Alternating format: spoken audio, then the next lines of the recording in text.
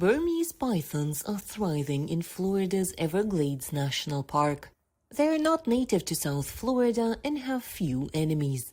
These snakes can reach up to 5 meters in length and are hurting the fragile ecosystem of the park as they hunt birds, small mammals, and even alligators.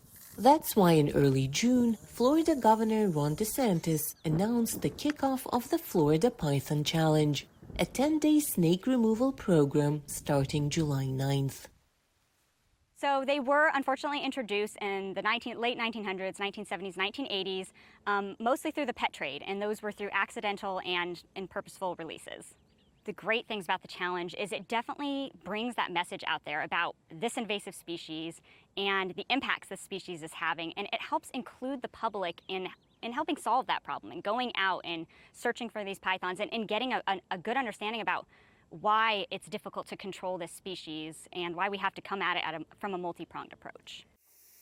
A female Burmese python lays about 50 to 100 eggs once a year, and their population has been growing dramatically in the past 2 decades.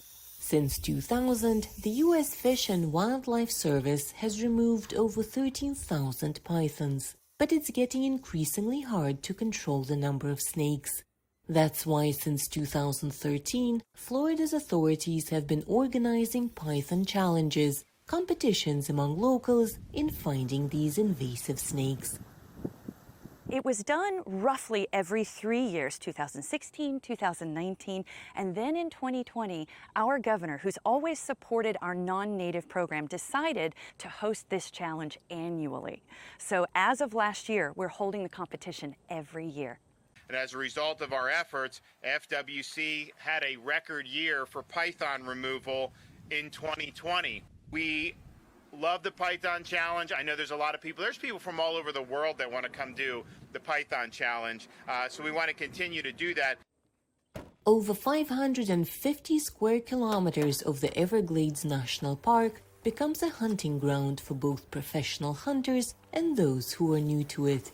The main requirements are to be officially registered, to observe all the safety measures, and to be willing to help the national park's wildlife.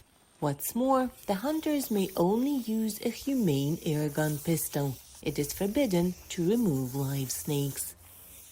So this year, we're doing cash prizes for the most pythons caught and the longest. So 2 categories, and of course, there are 2 levels, the novice winner and the professional winner. The longest python is going to be $2,500, and the most pythons is also $2,500.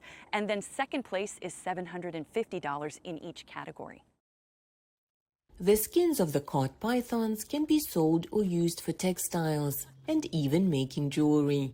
It is not advisable to eat the python meat. Within the Everglades, the snake's meat has been found to contain high levels of mercury. For Lilia Anisimova in Florida, Anna Rice, VOA News.